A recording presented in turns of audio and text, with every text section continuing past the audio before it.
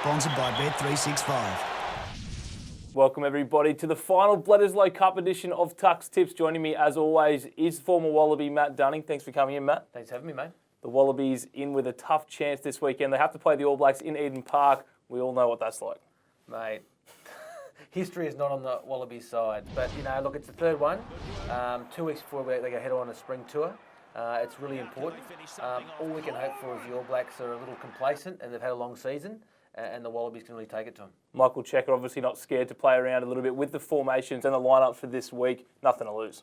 Nothing to lose. Reece Hodge at 12, why not? Let's give him a go. You know, he's a talented footballer and a big boy. So let's get him the ball in his hands more often.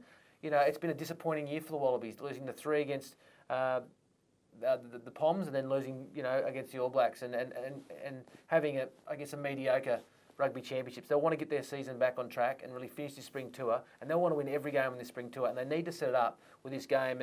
And one bloke definitely on the plane to the spring tour is our number 13, Samu Karevi. Karevi made his debut this year against the English side, and deservedly so. You know, he was outstanding in the Super Rugby this year. Probably one of the form players. You know, line breaks, tackle busts. He would have been right up there.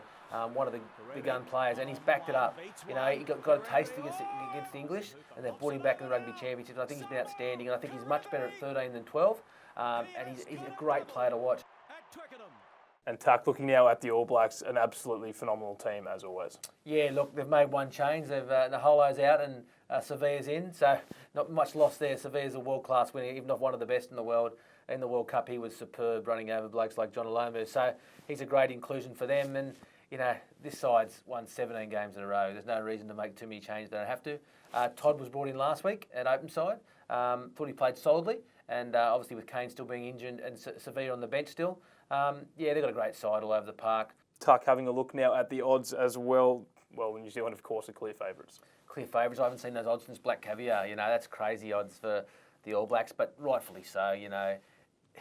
I've never seen a start that big in a Bledisloe Cup. There probably has been, but that's the biggest one I've seen. And, you know, it's going to be tough for the Aussies. But, you know, look, New Zealand 1-12, you know, that's really good value, you know. And if you think the Aussies are going to put up a really firm performance and give it to the All Blacks, I'd be definitely taking the odds at New Zealand 1-12 and back the Aussies to finish closely, and you'll get some good value there. And obviously for the draw as well, there's that other market opening up. Remembering last time they played going for that world record, it ended in a draw.